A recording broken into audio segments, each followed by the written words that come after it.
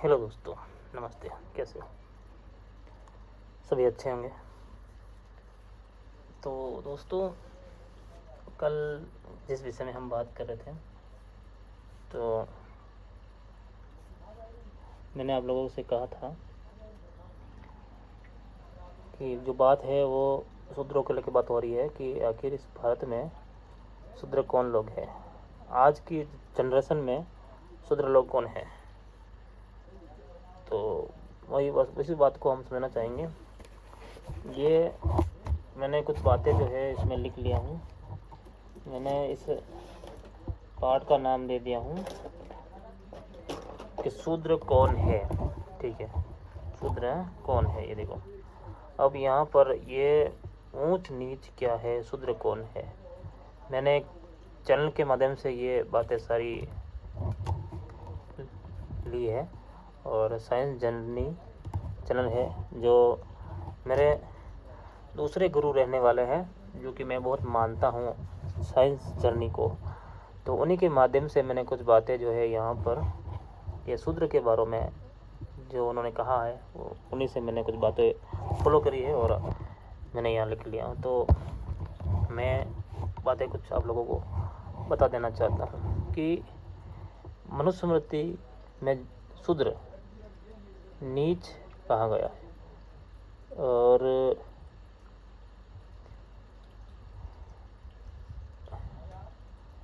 ऊंच और नीच की बातें जो है वहाँ पर हो रही है मनुस्मृति में। मनुस्मृति के अंदर लोग जो है ऊंच और नीच वाली बातें करते हैं। ब्राह्मण, क्षत्रिय, वैश्य और शूद्र जो ये वर्ण है सबसे नीचा। तो बात करते हैं। कहा गया है कि शूद्र पर अत्याचार किया गया है। जो शूद्र लोग थे उनके ऊपर ज़्यादा से ज़्यादा अत्याचार हुआ है दोस्तों। ठीक है, जो शूद्र है उनके ऊपर ज़्यादा से ज़्यादा अत्याचार हुआ है। शूद्रों ने गुलामी करी, शूद्रों को गुलाम बनाया गया, शूद्रों ने गुलामी करी। और किसकी गुलामी? इसमें क्या बताया गया है मनुस्मृति के अंदर? क्या बताया गया है कि जो सबसे निचला वाला जो वर्ण है, सबसे नीचा वाला वर्ण जो शूद्र वर्ण है, वो सबकी सेवा करेगा। सबकी सेवा करना यानी कि सबका काम करना, यानी गुलामी करना, या उन लोगों को जो काम करना, घर का काम, बाहर का काम, हर चीज़ आ गई। इन तीनों वर्णों की सेवा करना, ठीक है, शूद्रों का काम होता है। तो सारी बातें मनुस्मृति में लिखा हुआ है, आप लोग पढ़ सकते हैं। कुछ मनुस्मृति जो है जिसमें कुछ मुख्य मनुस्मृति जो बुक है उसमें आती है, जैसे गीता प्रेस गोरखपुर से छपी हुई मनुस्मृति है, उसमें भी है। और कुछ जो फास्ट ओल्ड कॉपी मनुस्मृति की ओल्ड कॉपी, मनुस्मृति की ओल्ड कॉपी जो है, उसमें भी ये बातें सब कुछ मिल जाएगी आप लोगों को। आप लोग उठाइए, कोई भी मनुस्मृति उठाइए और पढ़िए आप। उसमें हम लोगों को दिख जाएगा कि मनुस्मृति में क्या लिखा हुआ है, शूद्र कौन है। मनुस्मृति के माध्यम से शूद्र कौन है? भारत का पिछड़ा वर्ग ओबीसी ही शूद्र है। भारत का जो पिछड़ा वर्ग है, जो ओबीसी कैटेगरी के जो लोग हैं, वो ही शूद्र है। ठीक है। और आज के एसटी एससी के लोग को मनुस्मृति क्या कहती है, मतलब जो मनुस्मृति क्या कहती है इन लोगों के लिए, एसटी एससी के लिए जो लोग हैं उनको मनुस्मृति क्या कहती है। ठीक है, तो उसको समझना चाहेंगे। शब्द अत्यंत यानी ब्राह्मण वर्ण में एसटी एससी, ब्राह्मण वर्ण में एक वर्ण बनाया गया है, 4 वर्ण बनाए गए, उसमें से एसटी एससी नहीं आते हैं, वो बाहर, उनको बाहर कर दिया गया, वो अलग कर दिया गया। इन मतलब 4 वर्ण है। जैसे कि हम 4 संख्या लेते हैं, किसी चीज़ को हम 4 में कन्वर्ट करते हैं, 4 कुछ सामग्री है 4, तो उसकी एक लाइन है, उसकी एक मतलब कैपेसिटी है। तो ये जो ब्राह्मण जो वर्ण बनाए हैं उसमें 4 वर्णों की कैपेसिटी है। ठीक है, उसके अंदर 5वां कोई वर्ण नहीं है। ये एसटी एससी के 100 लोगों को उनसे बाहर कर दिया, क्योंकि हमारे इस वर्ण में इनकी जगह नहीं है लोगों की। तो इनको बिल्कुल बाहर कर दिया गया था। ब्राह्मणों के किसी क्रियाकांड में शामिल नहीं होने का बताया गया है, मतलब ये शामिल नहीं हो सकते ये लोग, हमारे किसी कार्य में ये लोग शामिल नहीं होंगे, ये अलग ही रहेंगे और इनका गुजारा अलग चलाएंगे। ठीक है, आगे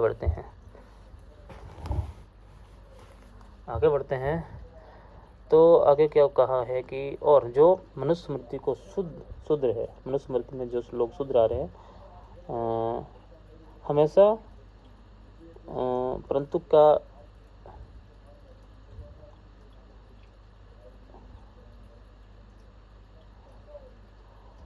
मनुस्मृति के जो लोग हैं, मनुस्मृति में जो शूद्र लोग हैं, क्या वो हमेशा से उत्पीड़न, पीड़ा, दर्द और ये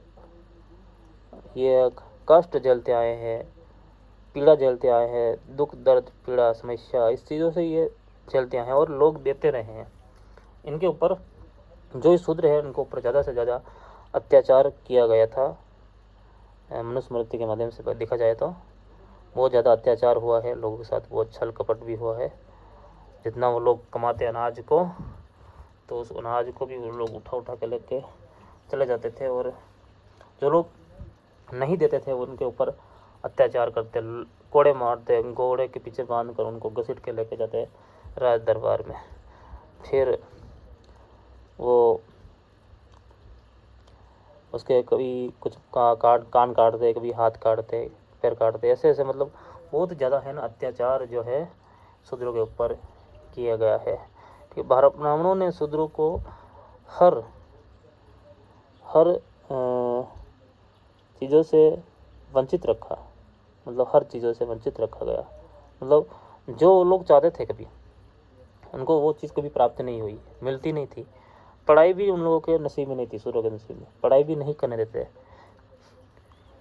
ऐसा लिखा गया है कि जो लोग जब कोई पंडित ब्राह्मण लोग करते हैं कथा या कुछ पढ़ाई को शिक्षा देते हैं, तो अगर वो लोग सुन लेते थे तो उनके कानों के अंदर शीशा पिघलाकर या फिर गर्म सरिया करके घुसा देते हैं। इस तरह की जो बड़ी दर्दनाक कष्ट देते थे लोगों को, बड़े हम कैसे थे लोग पता नहीं, इस तरह से कष्ट देते थे। और आगे बताया गया है कि वंचित रखते थे और फिर गुलामी करवाते थे, मतलब कि हर चीज़ों से तो वो वंचित रखते थे, कुछ भी नहीं देते थे, बस खाली अनाज। फिर ये ऐसे अनाज जैसे कि अपने चैन से आज जिस तरह से हम लोग रहते हैं, पेट भर के खाते हैं, कमाते हैं, घूमते फिरते हैं, इस तरह से आज़ादी नहीं थी, बहुत ही मुश्किल से वो लोग जी रहे थे, उनके ऊपर इतना अत्याचार हो रहा था। आगे गुलामी स्वीकार करके बैठे थे लोग, क्या करें, मजबूर थे कि जाएं तो आखिर कहाँ जाएंगे। आगे मनुस्मृति में लिखा है कि मुख से ब्राह्मण, ठीक है, मुख से ब्राह्मण पैदा हुआ था, और कंधा से क्षत्रिय पैदा हुआ, और जंगा से वैश्य पैदा हुआ, और ये पैर से शूद्र जन्म हुआ। अब ये चार जो वर्ण है, चार जाति के जो लोग हैं, वो ब्रह्मा के मुख से ब्राह्मण, कंधा से क्षत्रिय, और जंगा से वैश्य, और पैर से शूद्र। अब चार वर्ण का नाम होगा, चार जातियों का नाम होगा। यहाँ पर ST SC का नाम बिल्कुल नहीं है, यानी कि ये किसी और से जन्मे हो सकते हैं, किसी और लोगों से या किसी और महापुरुष से ST SC का जन्म हुआ होगा या फिर बने होंगे। चलो वो तो इसमें नहीं लिखा हुआ है कि ST SC कहाँ से जन्मे हैं, ठीक है। आगे, और उसे ब्राह्मणों का काम शिक्षा देना, मतलब कि ब्राह्मणों का काम क्या था, शिक्षा देना था। क्षत्रियों का काम तो क्या था, मारना, ताड़ना, छीनना, लूटना, जीतना और राज करना, मतलब कि ऐसा काम था क्षत्रियों का। और वैश्यों का क्या काम था, वैश्यों का काम था व्यापार करना, अनाज को इकट्ठा करना, और अनाजों को कम दामों में लेना और उच्च वर्णों के लोगों को देना। मतलब नीचे जितनी कि ये जातियाँ थी, शूद्र में जितनी भी जातियाँ थी, उन लोगों से अनाज को लेना सस्ते दामों पर, और फिर जो ऊपर का जो 2 वर्ण है उनको वो दे देना, बिल्कुल फ्री में देना या फिर कुछ दाम लेके देना, ऐसा कुछ चलता था उनके अंदर। परंतु ये व्यापार करते थे लोग, ठीक है। आगे, और शूद्र जो 3 वर्णों को सेवा करने का काम हो गया था, ठीक है। ये देखो, और शूद्र 3 वर्णों की सेवा करना होता था, ठीक है। 3 वर्णों की सेवा जो है शूद्र करते थे। अब यहाँ पर जो है क्या लिखा हुआ आगे, इसको पढ़ते हैं। मैं दोस्तों ये जो बातें हैं आप लोगों को बता देना चाहूँगा कि ये जितनी बातें हैं मैं स्क्रीनशॉट लगा दिया हूँ, आप स्क्रीनशॉट देख लीजिए। ये जो बातें सारी है ये मैंने साइंस जर्नी चैनल के माध्यम से मैंने ली है, और आप पूरा वीडियो देखने के लिए आप उनके चैनल पे जाइए और आपको लोगों को ये वीडियो मिल जाएगा। तो वहाँ से विस्तार से बिल्कुल समझाते हैं, आप लोग एक बार विजिट कीजिए और पूरा वीडियो देख लीजिए। मैं थोड़ी कुछ जानकारी उनसे लिया हूँ, तो वही बस आप लोगों को समक्ष रख रहा हूँ, ठीक है ना। तो आगे बताया गया है कि इस कारण अगर देखा जाए तो ST/SC को अछूत क्यों कहा गया है। अगर इस कारण से देखा जाए तो अछूत क्यों कहा गया है, ये अछूत शब्द जो है ST/SC लोगों के लिए क्यों जोड़ा गया है। आगे पढ़ते हैं, क्यों कहा गया है। सेवा करने का अधिकार सिर्फ शूद्रों का था, मतलब हाँ, जो सेवा इन तीनों वर्णों की सेवा करने का काम जो था वो सिर्फ शूद्रों का था, और ST/SC को वर्णों से बाहर कर दिया गया था, मतलब बाहर रखा था उन लोगों को, या अंदर नहीं थे, मतलब इस वर्णों के अंदर नहीं थे लोग।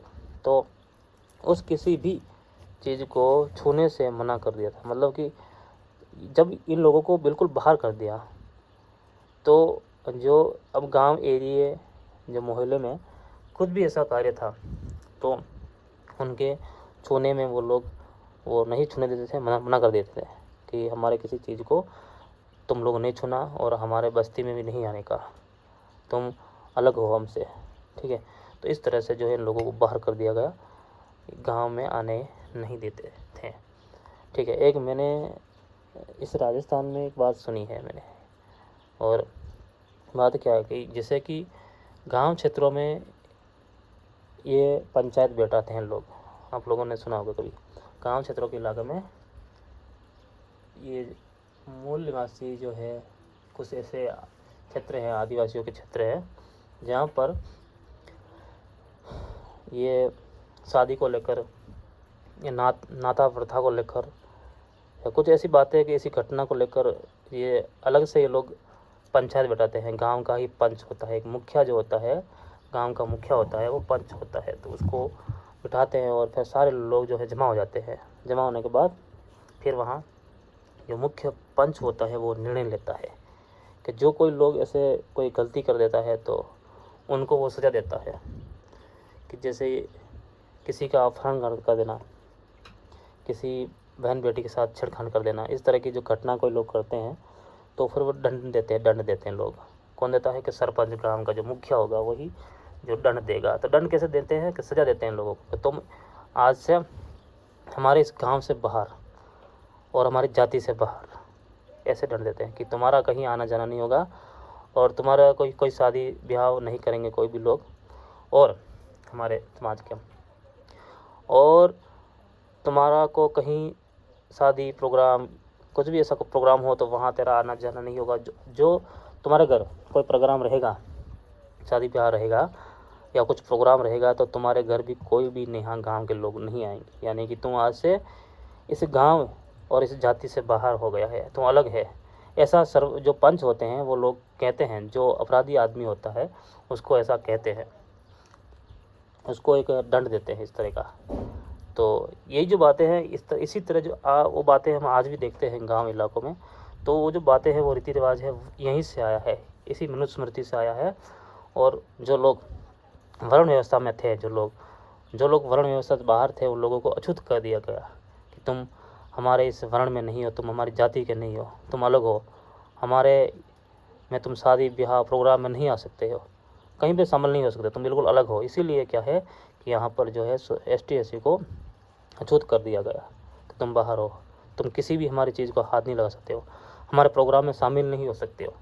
ऐसा जो है उन लोगों ने कर दिया था। तो वहीं से आज तक चला आ रहा है। जब मनुस्मृति लागू थी तब से लेकर आज तक जो है ऐसा ही चला आ रहा है।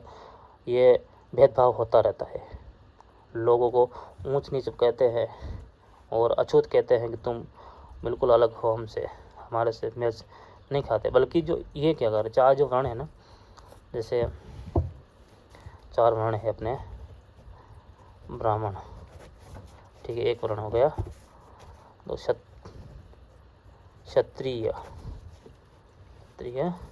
ये अपना का दूसरा, और तीसरा होगा ये वैश्य, ठीक है, तीसरा, और चौथा हो गया अपना शूद्र। अब 4 वर्ण है, 4 वर्ण में ये एक ही में आ रहे हैं सब, एक में आ रहे हैं सब। तो इनमें क्या होता है ना, इनमें इतना भेदभाव होता नहीं है, इतना नहीं होता। जैसे कि कुछ शूद्र के लोग आज के टाइम अगर देखा जाए तो ये लोग इतना भेदभाव नहीं रखते, क्योंकि एक ही ये इसमें आ गए हैं, बन गए हैं कि बॉक्स के अंदर। जैसे 4 वर्ण है, ये एक में ही आ गए हैं सब 4 वर्ण। जैसे कि एक हम बॉक्स ले लें, चाहे एक हम कोई चिन्ह ले लें, जैसे कि ये चिन्ह कोई हो गया, जैसे कि ये बोल दे कि जैसे ये चारों को मिलाकर जैसे एक हिंदू ले लें, हिंदू शब्द, ये हिंदू में ये चारों आते हैं इस तरह से, ठीक है। तो क्या है ना कि ये चारों बंदे हुए, तो इसमें कोई भेदभाव नहीं चलता है, इतना नहीं चलता है। ये लोग इनमें खा लेते हैं, पी लेते हैं, ऊंचा नीचा इतना नहीं देखते हैं। ब्राह्मण लोग भी यहाँ पर इन लोगों के पास आते हैं और वो पूजा पाठ भी करते हैं, सूखी सामग्री लेते हैं, अवश्य लेते हैं, पर कुछ अन्न वगैरह वगैरह नहीं ग्रहण करते होंगे लोग, पर फिर भी इतना नहीं। अब जो है अछूत, अब ये देखो अछूत, यहाँ पर क्या हुआ, अछूत ये बिल्कुल अलग हो गए हैं, इससे इनसे अब मैच नहीं कर रहा है। यहाँ पर ये तो हो गए, ये हिंदू बन गए, अब यहाँ पर ये अछूत मैच नहीं कर रहे हैं, देख सकते हो आप लोग, ये बिल्कुल अलग। जैसे कि इसमें हो गए दलित हो गए, आदिवासी हो गए,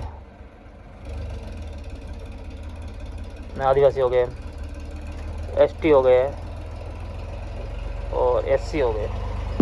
जो ये लोग अलग हो गए, इनकी मतलब एक कैटेगरी, एक वर्ण चाहे हम नहीं कह सकते हैं कि यहाँ वर्ण नहीं है, यहाँ पर कुछ प्रकृति व्यवस्था यहाँ पर इनके साथ जुड़ी हुई है। ये प्रकृति को मानते हैं, प्रकृति पूजक है लोग, तो ये प्रकृति के आधार पर चलते हैं, प्रकृति के आधार पर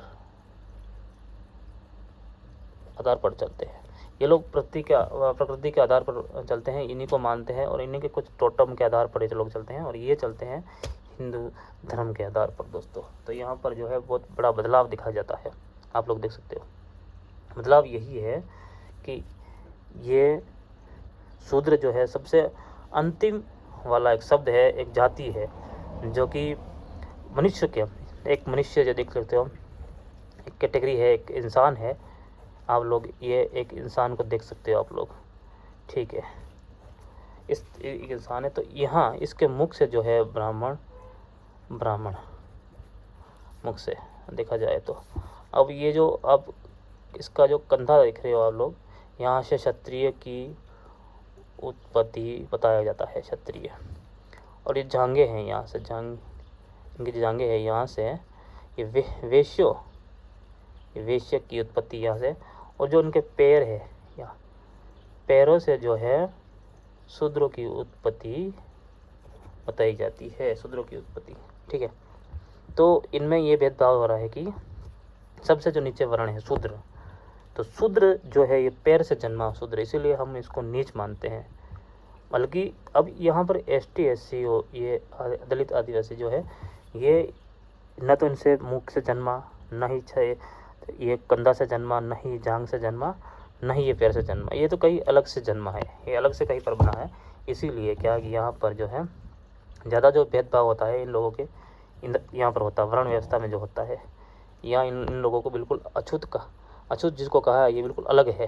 ठीक है, तो दोस्तों आप लोगों की बातें समझ में आ चुकी होगी कि शूद्र जो है वो आज की ओबीसी कैटेगरी के लोग हैं वो है, और एसटी एससी शूद्र नहीं, ये बिल्कुल वर्ण व्यवस्था से बाहर है, अलग है। ठीक है दोस्तों, तो मैं नेक्स्ट वीडियो बहुत ही जल्दी लेकर आने वाला हूँ।